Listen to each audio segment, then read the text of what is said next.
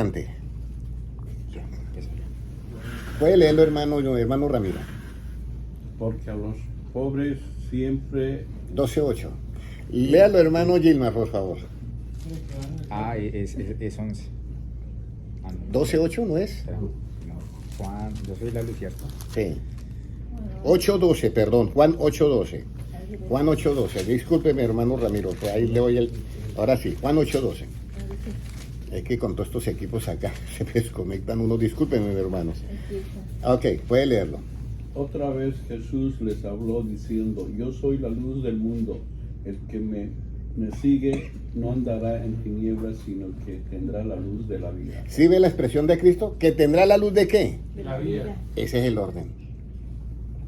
Entonces, por eso es muy importante, hermanos, entender las cosas en nuestra mente. Y entonces ese es el conocimiento y su ¿qué? Trascendencia. Da una consecuencia o da un resultado. Eso es muy importante, hermanos, y yo estoy enseñándoles a ustedes porque mi deseo es que todos tengamos la mente de ¿quién? De Cristo. Entonces, de esa manera nosotros entendemos ya que en Él estaba la vida, y esa vida es la luz, o sea, la enseñanza de los hombres, por la cual esa palabra entra en mí y forma una nueva criatura conforme a su imagen y ¿qué? Y semejanza. El Dios de este siglo cegó el entendimiento, dice en 2 Corintios 4:4. Cegó el entendimiento de ¿quiénes? De los incrédulos, no de los creyentes. Para que no le resplandezca la luz, cambiemos la palabra luz, la enseñanza de ¿qué? Del Evangelio, de la gloria de Cristo, que es ¿qué? La imagen de Dios. Pero ¿de dónde salió esa luz y ese conocimiento y la predicación del Evangelio? De Cristo. En Él estaba ¿qué? La vida. Y la vida era la enseñanza que Él trajo para darle a los hombres.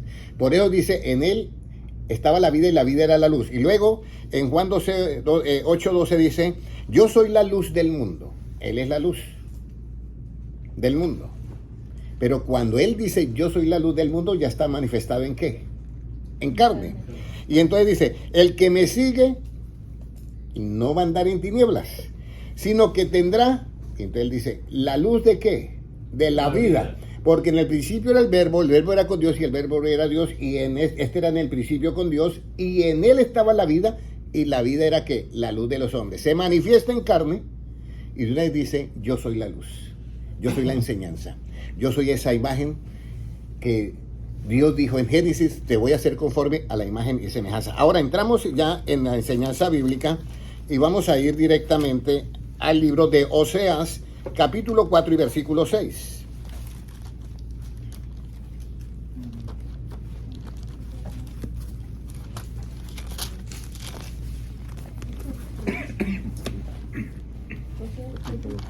Oseas 4 y versículo 6.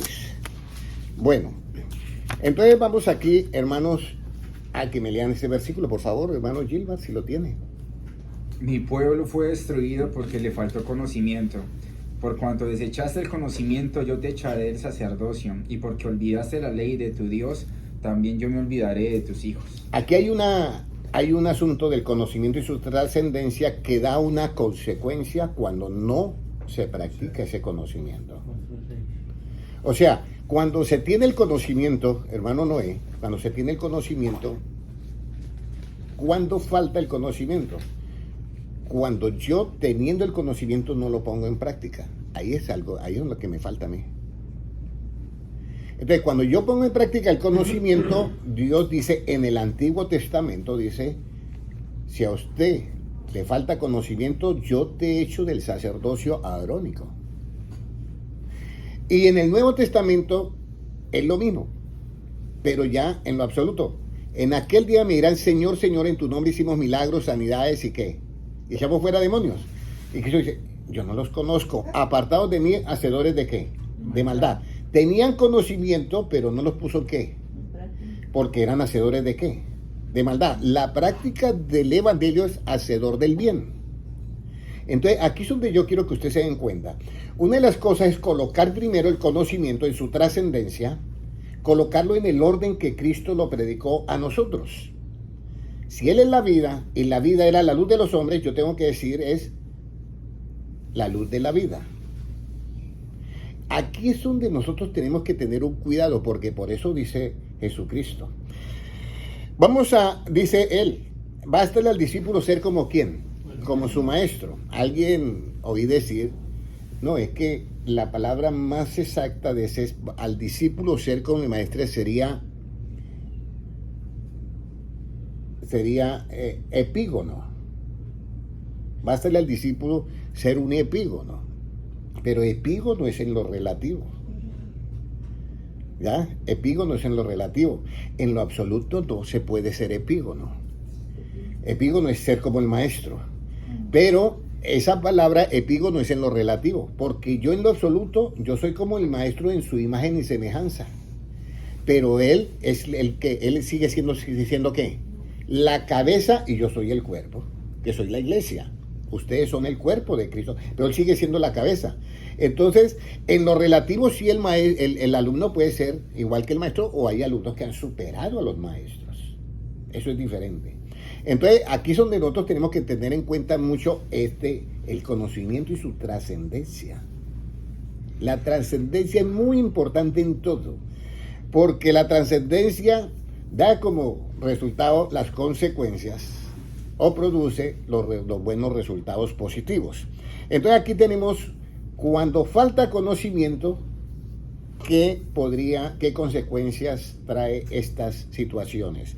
Hablamos primero de una persona, pero vamos a trasladar esto cuando falta conocimiento en la iglesia o en nosotros, ¿qué pasaría? Ahora vamos a ir cuando ya no se tiene conocimiento. Isaías 5:13. ¿Qué sucede cuando una iglesia no tiene conocimiento? Porque ahorita vamos a mirar el Apocalipsis y se darán cuenta ustedes de todo esto. ¿Qué nos dice Isaías 5:13? Si lo tiene, a ver, hermano Gilmar, que lo encontró ya. Por tanto, mi pueblo fue llevado cautivo porque no tuvo conocimiento, y su gloria pereció de hambre y su multitud se secó de sed. Entonces, si le falta conocimiento, el pueblo es ¿qué? Destruido. Y si no tiene conocimiento, el pueblo es llevado ¿cómo? Cautivo. Por allá en Apocalipsis dice, y esta es la cautividad. ¿Ya? Dice, y de aquí en adelante, dice, esta es la batalla de los cristianos, porque irán en cautividad. Entonces, la cautividad es por falta de ¿qué? Por no tener conocimiento. Y ese versículo, si me lo buscan, vamos a mirar si yo lo encuentro por acá rapidito.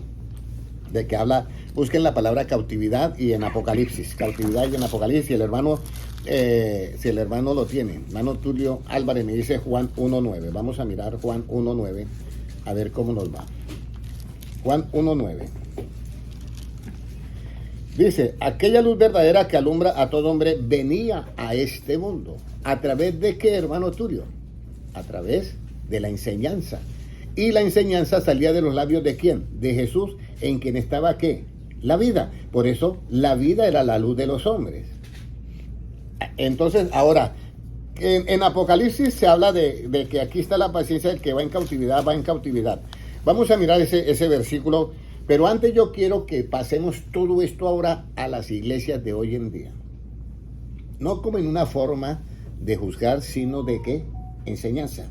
Para que todos nosotros nos preparemos y estemos preparados para la venida de Jesucristo. El objetivo de reunirnos aquí, hermanos, es adquirir la mente de Cristo. Pero si yo reúno un grupo de personas para que adquieran posiciones relativas dentro de un ambiente religioso, no es el enfoque correcto, ni por eso tampoco se van a condenar. Pero el enfoque correcto es el de Cristo, el que dijo, bástale al discípulo ser como ¿quién? Como su discípulo. Ese es el enfoque correcto. Incluso Cristo dice, mas no así vosotros. El que quiera ser el primero, hágase ¿qué? El siervo. Y el que quiera ser grande, hágase el servidor de todo. Esos son los parámetros de Cristo. Mire lo que nos dice ahora, ya teniendo estas dos bases, cuando nos falta conocimiento y cuando no tenemos conocimiento. ¿Qué pasaría cuando a nosotros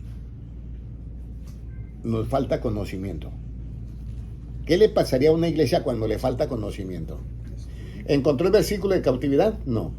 Dice que pues, yo cautivar la cautividad es, pero no en Apocalipsis. ¿En Apocalipsis no hay nada? No, Sí. bueno, Hermana es que- Ana, búsqueme ese versículo. Porque aquí está el que va en cautividad. Aquí está la paciencia de los santos. Bueno, aquí hay una parte que yo quiero que ustedes tengan en cuenta. Y es, ¿qué le pasaría a una iglesia que le falta conocimiento? ¿Y qué le pasaría, hermano Noé, a una iglesia que no tiene conocimiento? Y uno, pero hermanos, es imposible que en una iglesia le falte conocimiento. Claro que sí puede ser. Mire, vamos a mirar cuál es la consecuencia en una iglesia que le falta conocimiento. ¿Cuál es la consecuencia en una iglesia que le falta conocimiento? Apocalipsis capítulo 2 y versículo 4. Estoy hablando de esto, hermana María Eugenia Silvestre, Dios te bendiga. Hermano Álvaro Martínez, Dios te bendiga. Muy importante esto, hermanos, porque es que nosotros no podemos decir que ya lo sabemos todo. Incluso el que empezó la buena obra en nosotros dice que la terminará de perfeccionar, y me gusta esa expresión del apóstol Pablo, dice, en el día del Señor. ¿Encontró en Apocalipsis? No lo encontró. Entonces, si me puede... Si me pueden leer el Apocalipsis 2.4, ¿qué dice? Pero tengo contra ti que has dejado tu primer amor. ¿Sigo? Sí. Recuerda, por tanto, de dónde has caído y arrepiéntete, y haz las primeras obras, pues si no, vendré pronto a ti y quitaré tu candelabro de su lugar, si no te hubieras arrepentido. Ahí está. Léalo, hermano Francisco, nuevamente. Pero tengo contra ti que has dejado tu primer amor. Recuerda, por tanto, de dónde has caído y arrepiéntete, y haz las primeras obras, pues si no, vendré pronto a ti y quitaré tu candelero de su lugar, si no te hubieras arrepentido. Aquí está Jesucristo hablando en tinta roja a la iglesia ¿de dónde? De Éfeso. Mire lo bonito que dice. No era que no tenían conocimiento, les hacía falta. Mire lo que dice. Escribe las de la iglesia en Éfeso, el que tiene las 7 estrellas en su diestra, el que anda en medio de los 7 candeleros de oro, dice esto. Yo conozco tus obras. Gracias, hermano. 13. Sí, ese es 14-12. Yo conozco tus obras. Miren lo que le dice Cristo a la iglesia de Éfeso. Y tu arduo trabajo y paciencia. Y que no puedes soportar a quienes, a los malos. O sea que era una iglesia como con un celo fuerte del Antiguo Testamento. Del Antiguo Testamento. Porque es que no puedes soportar a los malos. Nosotros tenemos que soportar a los malos. No hay otra, porque entonces, ¿cómo los vamos a ganar para Cristo? Denme una fórmula diferente. Si yo no soporto a los malos, ¿cómo los vamos a ganar para Cristo? ¿Ya? Nosotros tenemos, escúcheme bien, tolerancia. Y espero que hayan leído por lo menos qué significa condescendencia. Tenemos tolerancia a las personas. Escúcheme bien. Tolerancia. Tolerancia a las personas que están en una situación difícil y que les cuesta cambiar. Eso es tolerancia, porque tenemos que tenerlo todo el tiempo. Pero tenemos condescendencia mientras ellos van oyendo la palabra y tienen un espacio de tiempo para ir, ¿qué? Cambiando. Con ellos somos condescendientes. Con ellos sí, porque es que es imposible. Por eso Jesucristo se queda mirando a los apóstoles y dice, yo quisiera, ¿qué dice? Enseñarles más cosas, pero es que todavía no están listos. Eso es condescendencia. Le estaba dando lugar para que llegaran. Por eso el apóstol Pablo con Judas Iscariotes tuvo tolerancia. Pero con Pedro tuvo ¿qué? Condescendencia, porque le estaba pasando esos errores mientras él iba aprendiendo. Ser condescendiente. Y nosotros tenemos que tener eso en el pueblo de Dios. Mire, la cizaña va a estar todo el tiempo en la iglesia. Hay que tener tolerancia. Y hay que tener también ¿qué? Condescendencia, porque mucha de eso que parece cizaña puede ser el trigo que no ha dado fruto y con el tiempo va a dar fruto. Entonces, condescendencia. Entonces aquí Cristo le llama la atención a Éfeso, a la iglesia de Éfeso. Y tu arduo trabajo y paciencia y que no puedes soportar a los malos y has probado a los que dicen ser apóstoles y no lo son y los has hallado mentirosos. O sea, este es un fiscal. Total. Y has sufrido y has tenido, aquí dice, y has tenido paciencia. Y has trabajado arduamente por amor de mi nombre y no has desmayado. Pero tengo contra ti que usted se volvió fuerte y has dejado tu primer amor. Recuerda, por tanto, de donde has caído. Oye, es una caída fuerte. Aquí le faltó conocimiento. Hermano Noé, ¿qué se necesita para llegar a tener el amor absoluto? ¿Cuáles son los pasos que hay que seguir, hermana Lina, para tener ese amor de Dios absoluto en nosotros? Hermano José, hermano Gilmar, ¿cuál sería el primer paso para llegar a ese amor absoluto de Cristo? La fe. La fe sería el primer paso. Amar al prójimo. Bueno, se me saltó al antepenúltimo, Paciencia. a la fe. ¿Cuál sería el segundo Virtud, paso? virtud. Virtud. Porque es que la fe viene por oír ¿qué? La palabra de Cristo. Entonces hay que darle la virtud, que es las características que produce la práctica del Evangelio. Y a esa virtud, ¿qué hay que agregarle? Dominio propio. Dominio propio. Si sigue el dominio propio, Sí, ¿no? míreme a ver en la Biblia. Entonces, fe, virtud, hay que agregarle conocimiento. ¿Correcto? Conocimiento, hermanos, conocimiento de Cristo. Porque es que yo te voy a decir algo. Si yo voy a predicar el Evangelio de Cristo y no tengo el conocimiento completo de Cristo, ¿cómo lo voy a hacer? Es que esa es pocas palabras para un buen entendedor. Entonces, fe, virtud y conocimiento, ¿correcto? Ese conocimiento tiene que venir de Cristo, el Evangelio. Y cuando yo tengo todo ese conocimiento y lo voy a practicar, yo tengo que tener ¿qué, hermana Lina? La práctica del Evangelio, hermano Noé. Paciencia. ¿Ya? Tengo que tener ese conocimiento, dominio ¿qué? Propio. El dominio propio está muy cerquita de la paciencia, porque es que usted para tener dominio propio tiene que tener paciencia en el medio ambiente. Entonces, tiene conocimiento, pero ese conocimiento le da a usted como cierta superioridad sobre los demás. Entonces, por eso tiene que aparecer el ¿qué? El amor fraternal. El dominio propio. Conocimiento, el dominio propio. Y a ese dominio propio tiene usted que agregarle ¿qué? Conocimiento. Y a ese conocimiento, a ese dominio propio tiene que agregar paciencia. Y a esa paciencia le tiene que agregar ¿qué? Amor fraternal. No, piedad. Piedad. Piedad. ¿Qué es la piedad, hermano José? ¿Qué es la piedad? ¿En qué consiste el misterio de la piedad, hermano Noé? Misericordia. Misericordia. ¿En qué consiste el misterio de la piedad? Dios ha sido manifestado en carne. Dios ha sido manifestado en carne. O sea, después del conocimiento, se le agrega dominio propio, paciencia y piedad. ¿Cuál es el misterio de la piedad? Dios fue manifestado en ¿qué? En carne. Justificado en el Espíritu. Visto de los ángeles. Predicado en el mundo. Creído en el mundo y recibido arriba en gloria. Eso es solamente lo que es el misterio de la piedad. Mire todos los pasos que hay que seguir para llegar a este amor. Arrepiéntete de donde has caído, porque has dejado tu primer amor. Recuerda donde has caído y arrepiente ya las primeras obras. Pues si no, vendré pronto a ti, quitaré tu candelero de su lugar, si no te hubieres arrepentido. Le está hablando Cristo a la iglesia de Éfeso. Entonces ya vamos ¿en dónde? En el misterio de la piedad, ¿cierto? Después de la piedad, ¿qué sigue? La misericordia.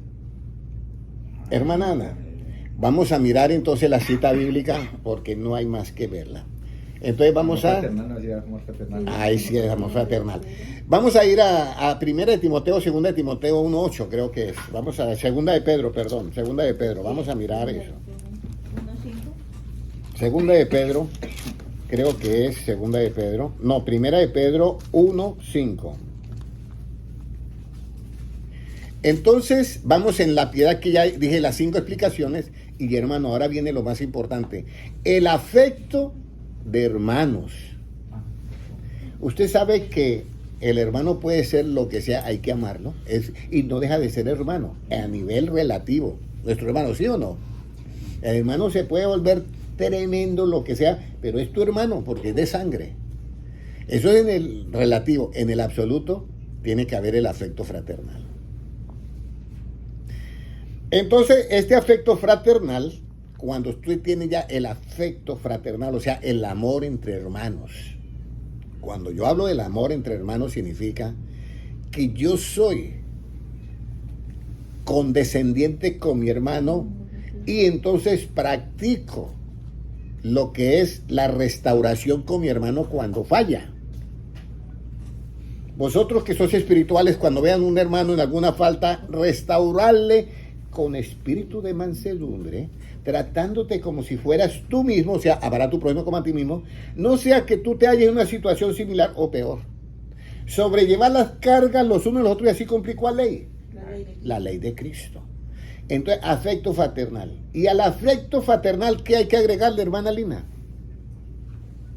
Mire, segunda de Pedro 1 y versículo 5 al versículo 7.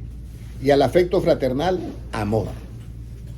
Imagínense los pasos que tuvimos para llegar a la palabra amor, el amor. Jesucristo dice, si me amáis, ¿qué deben de hacer ustedes? Guardar. Guarda sus mandamientos. Eso es, no el beso en la mejilla.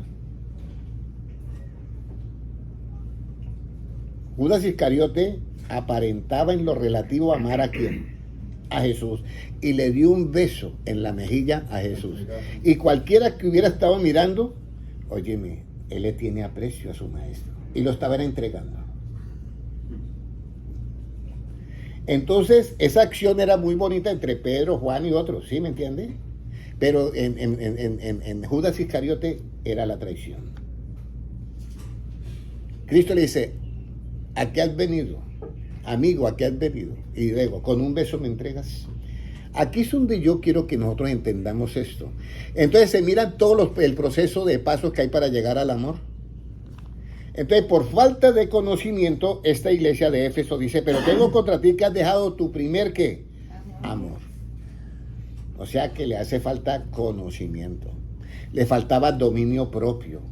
Quería arrancar la cizaña antes de tiempo y no era autorizada para quitar la cizaña. Los autorizados para arrancar la cizaña son ¿quiénes? Los ángeles. Para recoger el trigo, los ángeles. Entonces, has dejado tu primera voz. Vea, voy a quitar tu candelero de su lugar si no te hubieres arrepentido. ¿Qué es quitar el candelero? La luz. Quitarle la luz, pero miren lo que dice. Quitar el candelero es que deja de ser iglesia. Miren lo que dice 1:20, el misterio de las 7 estrellas. Apocalipsis 1:20. Que has visto en mi diestra y de los 7 candeleros de oro. Estos 7 candeleros de oro es el candelero que tiene las 7 lamparillas, 7 candeleros de oro. Y las 7 estrellas son los ángeles de las 7 iglesias. Y los 7 candeleros que has visto son las 7 ¿qué? Iglesias. Quita. Por eso es que dice Cristo. Y lo poquito que tiene le será ¿qué? Quitado. Y aquel que tiene más se le hará ¿qué? Más. Muy importante esto. Entonces, la persona que no tiene amor, el absoluto de Cristo hacia los demás, que no lo pone en práctica, corre el riesgo de que con la misma vara que mide a los demás, lo van a medir y con ventaja. Por eso Cristo dice en Lucas 6:37, no juzguéis, pero ¿cuál juicio? El que se basa en la apariencia. Usted no juzgue, usted enseñe para que esa persona no siga cometiendo ese error. Dice, no condenéis, para que no seas ¿qué? Condenados. Y luego mire lo bonito que dice hermana Lina, perdonad y seréis ¿qué? Ahí está. Eso es Lucas 6:37. Entonces, cuando yo miro a una persona dentro de la iglesia, primero que todo lo tengo que ver con los ojos del perdón. Porque es que con los ojos del perdón es que me abre la puerta para yo poderlo restaurar. Pero si yo no lo perdono, ¿cómo lo voy a restaurar? La pregunta. Entonces, perdonad y seréis que perdonados. Entonces, la iglesia que no tiene amor es por falta de ¿qué? De conocimiento. Pero en este tiempo, espero que no las hayan. Por eso es que nosotros no podemos ser proselitistas o defender una denominación. Yo defiendo el mensaje de Cristo, entre comillas, porque no necesita defensa. Por eso Jesucristo dice, en aquella misma hora yo daré palabra y sabiduría, la cual no podrán contradecir ni rechazar, aunque ¿qué? Aunque se opongan. Entonces, esa es la palabra. Entonces, el conocimiento y su trascendencia. Ahora, ¿cuál es la consecuencia que una iglesia, cuál es la consecuencia en una iglesia? ¿Cuál es la consecuencia en una iglesia que ya no es que le falta conocimiento, sino que no tiene conocimiento, hermano José? ¿Cuál es la consecuencia? Hermano Noé. Porque estoy hablando de que, o sea, yo no estoy ahorita, por ello no he mencionado ningún nombre de iglesia, estoy leyendo lo que dice Cristo a las iglesias. Vamos a mirar a ver cuál es la consecuencia de la que no tiene conocimiento. Apocalipsis 2:13, si lo puede leer el que lo encuentre primero. Apocalipsis 2:13. ¿Qué nos dice 2:13? Hermano Noé, si lo tiene. 2:13. Yo sé tus obras y dónde habitas, dónde está el trono de Satanás, pero retienes mi nombre, y no has negado mi fe ni aún en los días en que Antipas, mi testigo fiel, fue muerto entre vosotros donde mora Satanás. ¡Wow! Eso está grave, ¿sí o no? Y es la iglesia de Pérgamo.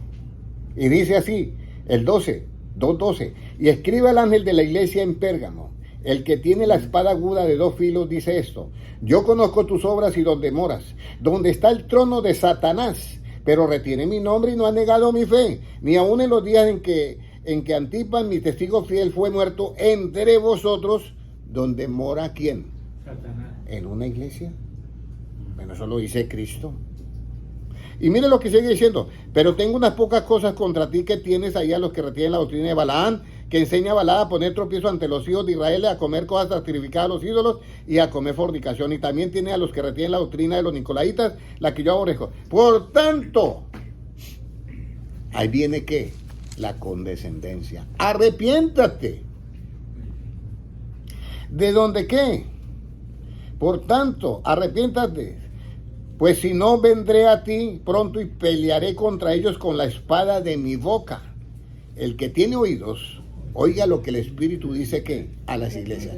Entonces, la iglesia de Pérgamo habían la doctrina de Balaam, la doctrina, bueno, él dice, también tienen a los que retienen la doctrina, la que yo aborrezco, la de los nicolaitas.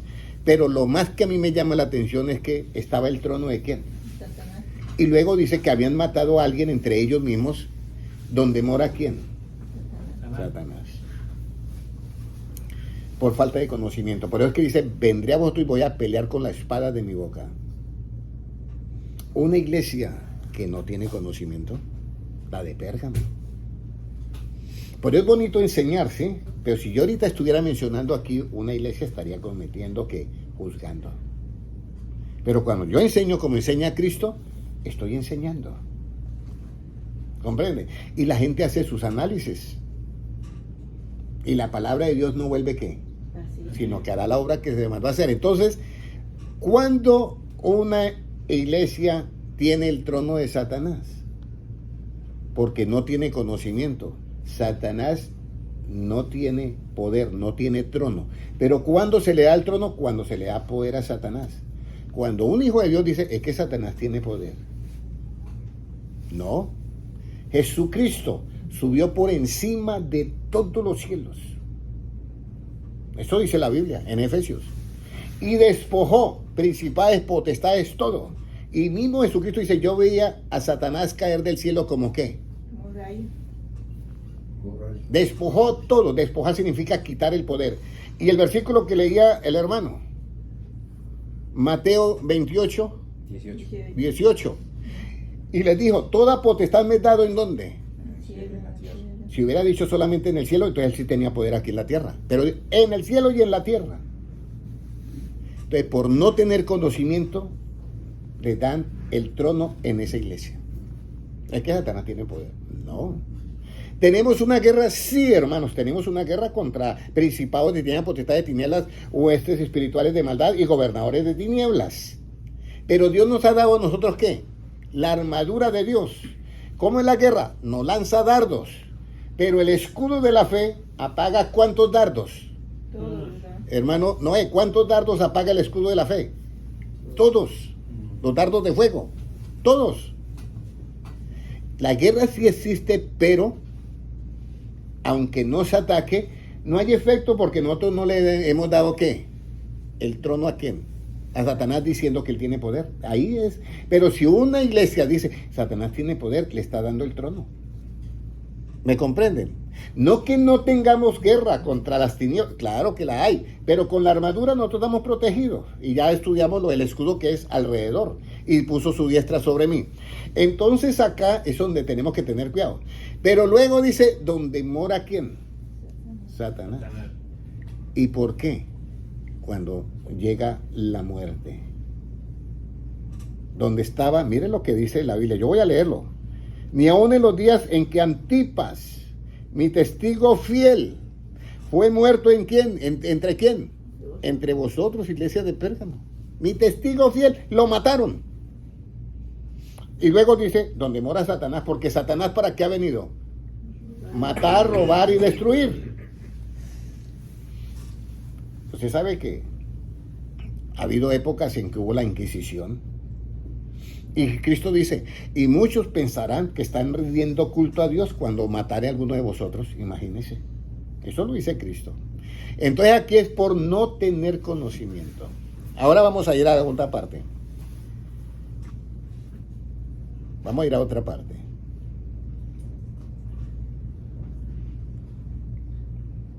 Bueno, resulta que tratamos el tema de que en él estaba la vida y la vida era la luz de los hombres. Pero vamos a mirar nosotros cuál conocimiento debe de haber cuando la luz está en nosotros. Primera de Tesalonicenses 5:5. ¿Qué conocimiento? Primera de 5:5. ¿Qué conocimiento? Puede leerlo, hermano Gilmar. Porque todos vosotros sois hijos de luz e hijos del día, no somos de la noche ni de las tinieblas.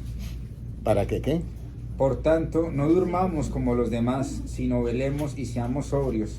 Pues los que duermen, de noche duermen, y los que se embriagan, de noche se embriagan. Pero nosotros, que somos del día, seamos sobrios, habiéndonos vestidos con la coraza de fe y de amor, y con la esperanza de salvación como yelmo. Amén. Voy a leer ese versículo, mire, dice, voy a leerlo desde el versículo 4. Mas vosotros, hermanos, no estáis en tinieblas para que aquel día os sorprenda como ¿qué? Ladrón. Como ladrón. Pero no estamos en tinieblas porque somos hijos de ¿qué? De luz. De luz. Ahora viene la pregunta para el hermano José. ¿Cómo nosotros somos hijos de luz? ¿Cuando hacemos qué? Cuando estamos en la luz. Hermano Francisco, ¿cómo somos nosotros hijos de luz? Hermano Noé, hermano Tulio, ¿cómo nosotros somos hijos de luz? Permanecemos en la luz. Bueno, yo me gozo con ustedes porque tengo que enseñar. Juan 12:36, a ver, Juan 12:36 puede leerlo, hermano Gilmar. ¿Cuándo nosotros somos hijos de luz? Entre tanto que tenéis la luz, creed en la luz para que seáis hijos de luz. Hermano José, ¿cómo yo llego a ser hijo de luz? ¿Cuando hago qué? Cuando creo en la luz. Yo soy la luz del mundo, dijo Cristo. Cuando yo creo en Él, yo soy hijo de luz. Ahora, Cuando yo creo en Él y soy hijo de luz, aquel día del Señor no me sorprenderá como qué. Como ladrón. Muy bien, vamos a ir nuevamente a Tesalonicenses 5:4. Más vosotros, hermanos, no estáis en tinieblas, para que aquel día os sorprenda como ladrón, porque todos vosotros sois hijos de luz e hijos del día, no somos de la noche ni de las tinieblas. Entonces, hermanos, la venida de Cristo, si usted es hijo de luz, porque creyó en la luz que es Cristo, que yo soy la luz del mundo, ya, entonces la venida de Cristo no lo va a sorprender como ladrón. No lo va a sorprender como ladrón. ¿Correcto? Porque usted es hijo de luz. Cámbienme la palabra luz por la otra palabra. ¿Hijos de qué? Enseñanza. Hijos de la enseñanza del Evangelio. ¿Y la cita bíblica? Hermano Tulio, la cita bíblica de la enseñanza. Salmo algo. Por favor, léame en Proverbios 6:23. Proverbios 6:23, a ver cómo nos va. A ver, Proverbios 6:23. Ezequiel Velázquez, Dios te bendiga, hermano. Mire, el libro de Proverbios 6:23, ¿cómo nos dice? Porque el mandamiento es lámpara y la enseñanza es luz. La enseñanza es luz. Si usted es hijo de luz es porque recibió la enseñanza de quién? De Jesús, y la puso en qué? En práctica. Ahora, ¿habrá una iglesia que la venida de Cristo la va a sorprender como ladrón? Claro. Sí. Mira, vamos a mirar. Apocalipsis 3:10. Recuerda que no estoy mencionando ninguna de las denominaciones. Estoy diciendo lo que dice Cristo. ¿Qué nos dice Apocalipsis 3:10, hermano? Apocalipsis, un momentico. Apocalipsis 3:3, perdón. Acuérdate, pues, de lo que has recibido y oído, y guárdalo, y arrepiéntete. Pues si no velas, vendré sobre ti como ladrón, y no sabrás a qué hora vendré sobre ti. Esa es la iglesia ¿qué? La iglesia muerta, la de Sardis. Eso sí está grave, ¿cierto? Dice, escriba al ángel de la iglesia en Sardis, el que tiene los 7 espíritus de Dios y las 7 estrellas, dice esto: yo conozco tus obras, que tienen nombre de que vives, y estás como. Bueno, Sé vigilante y afirma las otras cosas que están para morir, porque no he hallado tus obras perfectas delante de Dios. El 3. Acuérdate pues de lo que has recibido y oído, o sea, la enseñanza de Cristo, para que seas hijo de luz y no lo sorprenda aquel día como tinieblas, como ladrón en la noche. Dice, de lo que has recibido y oído, y guárdalo, o sea, practícalo, y arrepiéntate. Pues si no velas, vendré sobre ti como qué. ladrón. ¿Por qué es hijo de luz o hijo de las tinieblas, hermano José? Como ladrón, sí, tinieblas. De las tinieblas. Eso está claro ahí. Y no sabrás a qué hora vendré sobre ti. Pero tiene unas pocas personas esta iglesia que no ha manchado sus vestiduras, los cuales andarán conmigo en ropas blancas. ¿Quiénes son los que no manchan las vestiduras? Mano Chilpa. Contaminan con mujer. Los que no se contaminan con mujeres. Esos son los escogidos. Pero los que no manchan las vestiduras son los que no hacen injusticia. Una injusticia mancha la vestidura con Cristo, o sea, para presentarnos a Dios.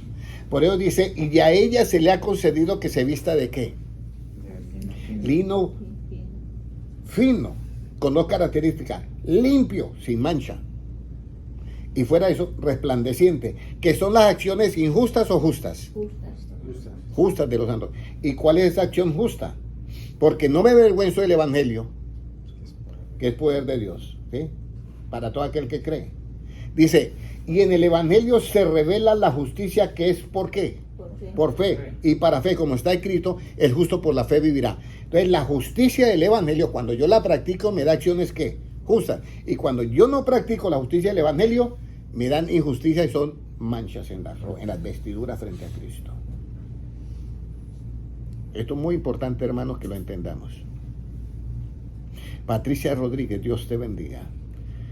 Hermano Ronnie Turquel, Dios te bendiga. Jaime Silvestre, Dios te bendiga. Lourdes Chipana, por aquí la estamos esperando.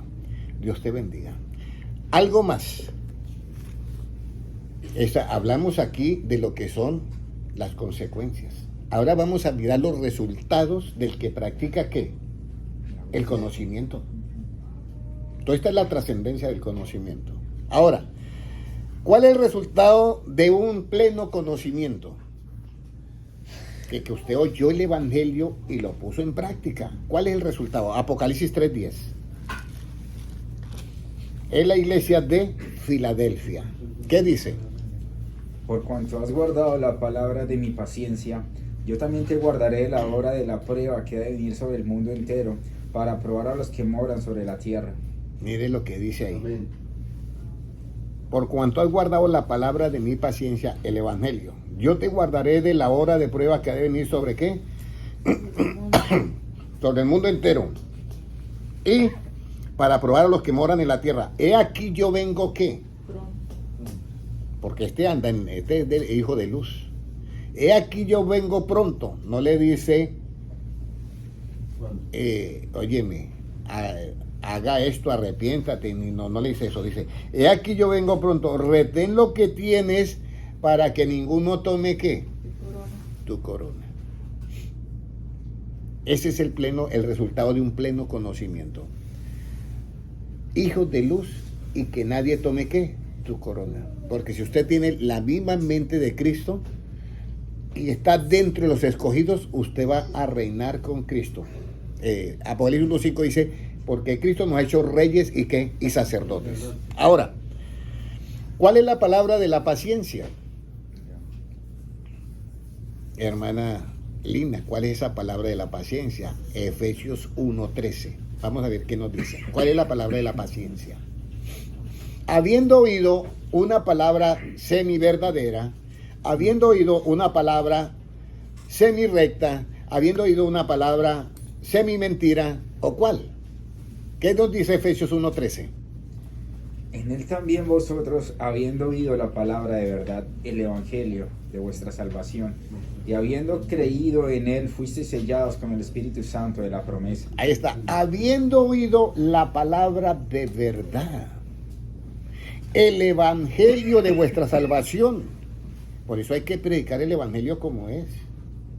Hay que decir la verdad. La verdad hace el justo juicio, el absoluto, pero no juzga en el relativo, según la apariencia, sino hace el justo juicio. ¿Qué hace la verdad? El justo juicio. El justo juicio en el tiempo de la gracia lo hace libre. El justo juicio en el tiempo de la gracia. Conoceréis la verdad y os hará ¿qué? Libres. Por eso Cristo, cuando él comienza y lee el rollo de Isaías y dice, hoy se ha cumplido esto delante de vosotros, dice, yo he venido a predicar el año agradable del Señor, a dar las buenas nuevas, a sacar de la cárcel a los ¿qué? A los que están pues presos, y a sacarlos de las casas de opresión a los que están ¿qué? Oprimidos. Eso es la predicación del evangelio. No predicar y usted está en la cárcel y usted no está en la cárcel por esto, usted eso. No. Hay que decir, no, porque Jesucristo nunca visitó a Juan Bautista, que estuvo en la cárcel y era el primo. Nunca fue a la cárcel a visitarlo. Pero sí las cárceles espirituales que hay. Por falta de conocimiento hay muchos que están en cárceles, en casas de opresión, en luto. Cristo dice, yo he venido a predicarles la verdad, que los va a hacer libres de las cárceles, libres de las casas de opresión. No va a sufrir usted como cristiano más de depresiones. No, hermano Henry, es que yo hay días que tengo unas depresiones terribles. No le están dando el evangelio como es. Porque Cristo dice, mire, hoy se ha cumplido esto delante de vosotros. Entonces, para nosotros ser hijos de luz, ¿qué debemos de hacer, hermano José? Creer en la luz, muy bien. Entre tanto que yo estoy en el mundo, creed en la luz para que seáis hijos de luz. Ahora, si ya leímos Apocalipsis 3:10 y Efesios 1:13, ¿Qué debemos de hacer con la palabra de verdad? Creerla y además de eso, ¿qué? Practicarla. Mateo 7:24, ¿qué nos dice?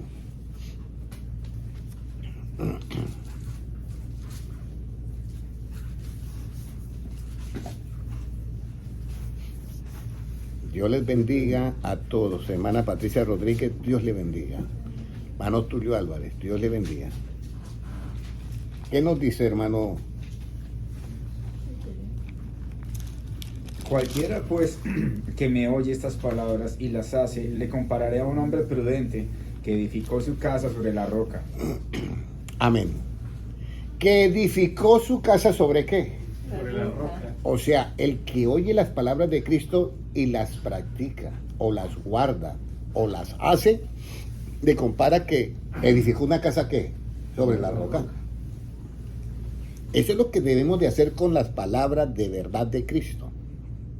Dios ha dejado apóstoles, maestros, evangelistas para perfeccionar la iglesia, pero el problema es cuando estos apóstoles y maestros y pastores no dan correctamente ¿qué? La palabra de verdad.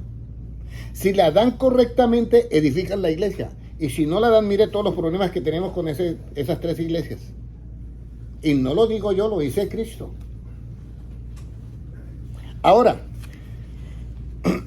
¿cómo yo construyo la casa sobre la roca? Porque ahora yo sé que practicando el evangelio yo edifico.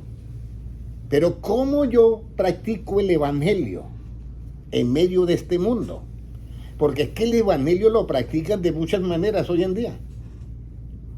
Y creen que están practicando el verdadero evangelio. Pero ¿cómo realmente yo practico el verdadero evangelio? Si Jesucristo dijo, no juzguéis, y lo que primero se hace es juzgar. Hermano Tulio, ¿cómo se practica el evangelio? Para predicarlo sin juzgar.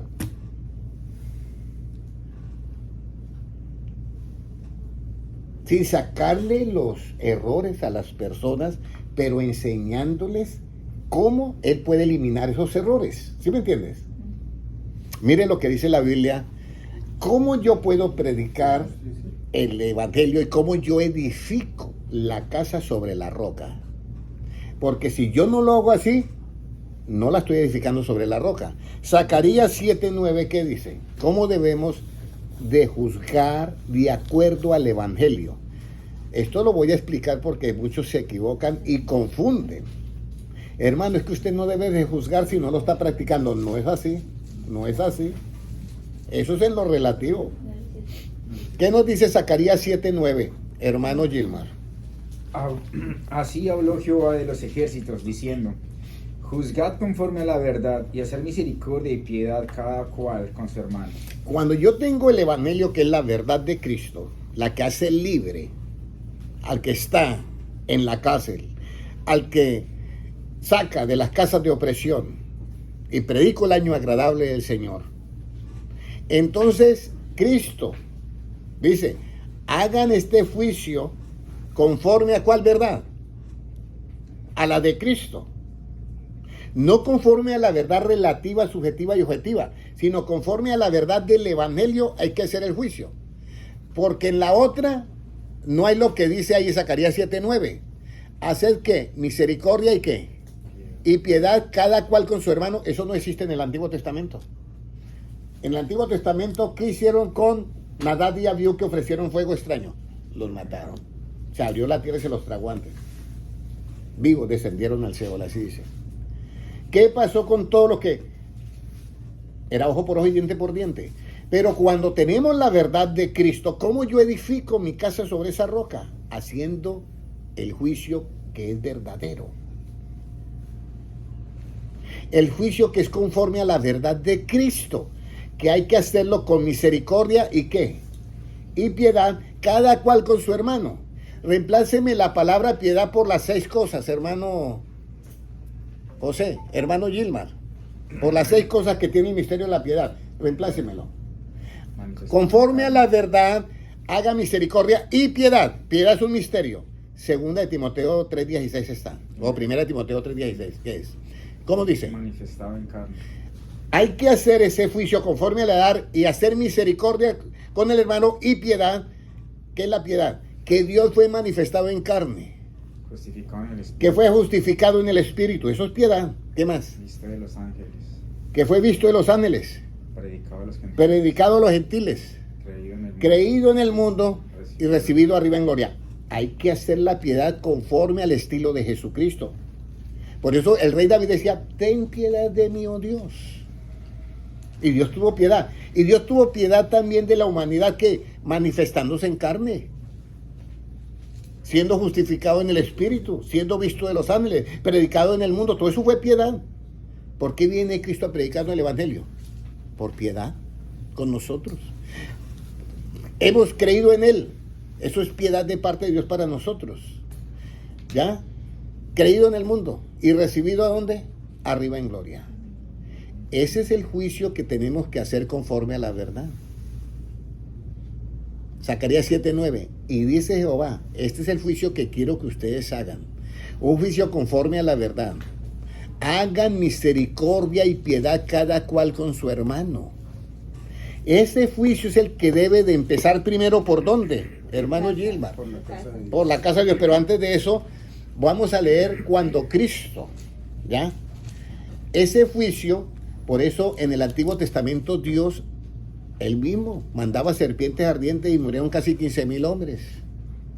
Él mismo hacía el juicio, el otro, el relativo, cada uno paga por su mal, ojo por hoy, diente por diente. Pero luego cuando aparece Cristo, todo el juicio, ¿a quién se lo da, hermana Lina? Al hijo. Al Hijo. Juan 5:22, vamos a leer. ¿A quién Dios dio todo el juicio? Gracias, hermano Tulio. ¿A quién dio Dios todo el juicio? Dígame. Léalo, hermano Gilmar. Porque el Padre a nadie juzga, sino que todo el juicio dio al Hijo. Mire, el Padre a nadie juzga, hermana Lina. Porque si Él juzgara al estilo del Antiguo Testamento, nadie pasaría el examen. Pero todo el juicio se lo dio ¿a quién? Al hijo. Al Hijo.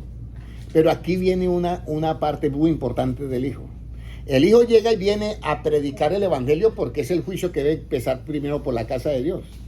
Pero cuando Él se encuentra con la gente, hay unos que ¿qué? No, que usted me viene a mí a predicar que esa, ¿y ese qué clase de doctrina es? No, conmigo no. Pero todo el juicio se lo dio ¿a quién? Al hijo. Entonces, ¿qué va a pasar si todo el juicio se lo dio al Hijo? Entonces, ¿cómo es el juicio de Cristo? Juan 9:39. Juan 9:39. Y la última cita, y terminamos, y ya, bueno, aquí en mi reloj son 52 minutos ya. ¿Cómo nos dice? Dijo Jesús, para juicio he venido yo a este mundo. Para juicio he venido yo a este mundo. Todo el juicio se lo dio al Hijo. Para juicio he venido a este mundo. ¿Y qué más? Para que los que no ven, vean. Un momentico. Para los que no ven como nosotros, que tuvimos una actitud de humildad, dijimos, Señor, enséñame, porque realmente yo no sé. Entonces, nosotros que no fuimos soberbios, dice, ¿usted qué me viene a enseñar a mí? Sí, esa actitud. ¿Y usted qué me viene a enseñar a mí? Muchos decían eso en la época de Cristo. ¿Y qué bueno puede salir de Judá? Y se quedaban mirando a Cristo. ¿Y qué bueno puede salir de Judá? Pues para que sepa que sí salió algo muy bueno. El rey de los judíos.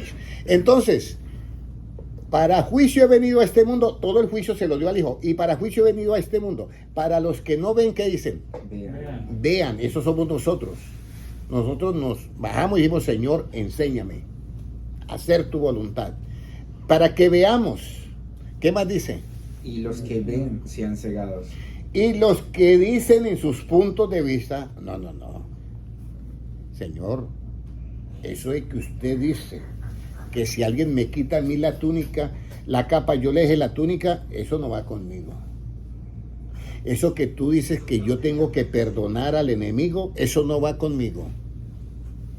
Eso, Señor, que tú dices que yo tengo que hacerle bien al que me aborrece, eso no va conmigo. O que yo tengo que bendecir al que me maldice, eso no va conmigo. o que yo tengo que orar por aquel que me vitupera y habla mal de mí. Eso no va conmigo. Para ese soberbio, ¿qué dice la Biblia ahí? Sea cegado. Sea cegado, porque no acepta lo de Cristo. ¿Y por qué es cegado? Porque no le resplandece ¿qué? La luz del Evangelio. Cambien la palabra luz, ¿por qué? Porque no le resplandece la enseñanza del Evangelio por ningún lado.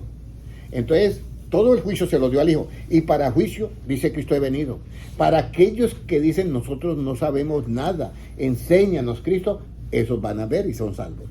Pero para aquellos que tienen sus puntos de vista y están muy sentados en la silla del trono y no quieren oír a nadie, ustedes van a ser cegados y no se van a salvar. Ahora, ¿cuál es el juicio que debe comenzar por la casa de Dios, hermana Lina? Hermano José. Porque hay un juicio que empieza por la casa de Dios. No el juicio del chisme. Hermano, ¿cómo le parece, hermano Henry, que la hermanita y el hermanito? No. Ese no es el juicio que debe empezar por la casa de Dios. Juicio justo. El juicio justo absoluto. ¿Cuál es el que debe comenzar? Mira. 1 de Pedro 4:17 y ahí terminamos. Bueno, gracias a Dios que pude dar la enseñanza. 1 de Pedro 4:17, ¿qué nos dice? Hermano Gilmar, por favor. Bueno, yo estoy diciendo que hermano Gilmar lea porque es el primero que lo encuentra, pero no porque tengo preferencia con él, ¿ok? Ok, léalo, por favor. Porque es tiempo de que el juicio comience por la casa de Dios. Ajá. Y si primero comienza por nosotros, ¿cuál será el fin de aquellos que no obedecen al Evangelio de Dios? Oye, es necesario que el juicio de Dios, que todo se lo dio al Hijo, comience por la casa de ¿quién? Comience por su iglesia. La predicación del Evangelio tiene que comenzar por la iglesia. Y ese juicio es restauración. Y en la restauración yo tengo que tener paciencia. Y entonces comienza por la casa de Dios. Pero ¿cuál será el qué? El fin de aquellos que ¿qué? No obedecen Que no obedecen a qué luz. al Evangelio. Al Evangelio. Y el Evangelio es la luz, la enseñanza. Y entonces, en él estaba la vida. ¿Y la vida es qué? La luz de los hombres. ¿Y la luz es de qué? De la vida. Muy bien, ahora sí hicieron bien los parámetros. Esa es la parte, hermanos. Es necesario que este juicio comience, ¿por qué? Por nosotros, restauración. Pero para nosotros sentir el amor fraternal, que es el escalón antes de tener el amor de Dios. El amor fraternal es que usted debe de amar a su hermano aunque falle. No alcahuetearle el pecado, escúcheme bien, pero no tampoco difamarlo por el pecado, porque ahí es donde está el amor fraternal. Entonces está el hermano, comete el error y yo tengo que ¿qué? Que restaurarlo con la palabra de verdad y hacerlo libre de ese pecado, sin juzgarlo según la apariencia, pero sí le hago el justo juicio que no se basa en las apariencias. ¿Cómo es el justo juicio conforme a la verdad? ¿Haciendo qué? Misericordia y piedad cada cual con su hermano. Entendamos eso. Es muy difícil entender eso. Creo que no es difícil. Yo creo que lo difícil sí es practicarlo. ¿Sí o no? Entenderlo no es tanto, pero practicarlo sí. Entonces, mis amados hermanos, bienvenidos a este hermoso juicio. Prediquemos el Evangelio de Cristo, que es la verdad absoluta. Y la verdad absoluta nos va a hacer libres. Y recuerde esto, que cuando yo creo, revelo la justicia que es por fe. Cuando yo creo en el Evangelio, revelo la justicia que es por fe. Y esa justicia es la que a mí me va a dar las buenas acciones, las acciones justas, que me van a otorgar una vestidura blanca. Tengo que creer en la enseñanza, tengo que creer en la luz. Mientras yo esté aquí presente, dice Cristo, creed en la luz para que seáis hijos de luz. ¿Y por qué tenemos que ser hijos de la enseñanza de Cristo? Para que aquel día, que está muy cerca, hermano Noé, no nos sorprenda como ¿qué? Ladrón. Como ladrón. Oremos todos, Padre Celestial. Yo te doy gracias por tu palabra y estoy plenamente persuadido, supremamente convencido que tu palabra no volverá a ti vacía. Gracias, Señor, porque has dado estas cosas de sabios a nosotros que somos niños. Y gracias, Señor, porque ellos están recibiendo y yo estoy recibiendo tu enseñanza. Ábranos, Señor, el entendimiento, así como le abriste el entendimiento a los apóstoles para que comprendieran las Escrituras. Te pedimos, Señor, que nos abra el entendimiento a nosotros, a los que están en las redes sociales y a los hermanos que están presentes aquí y a los futuros hermanos que se reunirán en esta enseñanza. Padre Celestial, para poder saber cómo edificar sobre la roca, enséñanos, Señor, a hacer el justo juicio, el que tú mandaste hacer, que no se basa en las apariencias. Señor, que hagamos el juicio conforme a la verdad y que practiquemos, Señor, siempre en estos juicios la misericordia y la piedad, cada cual de nosotros con nuestros hermanos.